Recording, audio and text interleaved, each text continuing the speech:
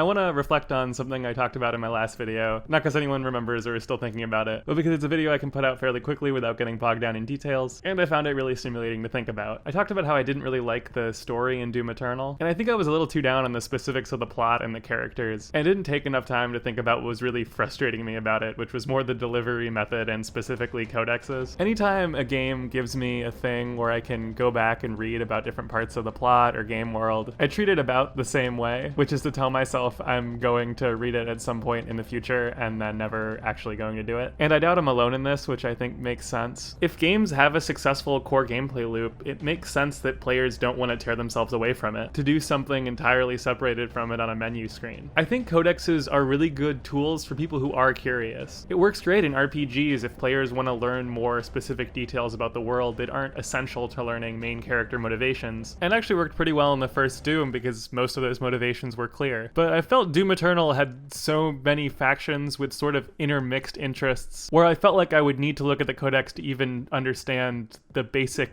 reactions of the main character to different things and people. And I guess I don't like that I framed this as not feeling that the underlying story was worth that extra work. Thank you, Bran, for standing up for that. It's more that I felt doing the work of understanding the story ran counter to what was so fun about the game otherwise for me. Doom and Doom Eternal, I think, are so successful because they pull you into this really fast combat rhythm that requires you to be constantly moving. Doom Eternal even more with its extra speed boosts. And I wish more of the story had been communicated in ways that didn't sacrifice that fast pace. I think the most I ever felt like this was one time where there was a terminal with an audio log on it that was actually very funny and one of my favorite story parts of the game. But rather than being an audio log you picked up, it was a terminal that you had to stay next to listen to. And I can still remember that feeling of really wanting to move on because I was itching to do like some platforming or fight some enemies, and I kind of had to sit there and slow down and experience this thing. And that's something I often really like in video games, but didn't like here because of how it was working against the game's strengths. For instance, I complained in the same video about Prey Mooncrash not having as many emails to read as the full game, and that was because I felt like the reading there was well integrated into everything. It's a game where lore dumps can simultaneously be gameplay things, because learning about what happened to a character is learning where their body ended up and then where all their important items ended up. There's very little friction between storytelling and the game's mechanics, and I think that's really what it comes down to. I felt that learning some of the intricacies of Doom Eternal's world was pulling me away from what I was really enjoying in the game. And it wasn't a huge deal for me with this game. The main effect was there being these really entertaining and varied environments that were fun even if I didn't understand them. I'm not super invested in giving Doom Eternal praise or derision. It's been almost a year, I might even be misremembering a lot, sorry.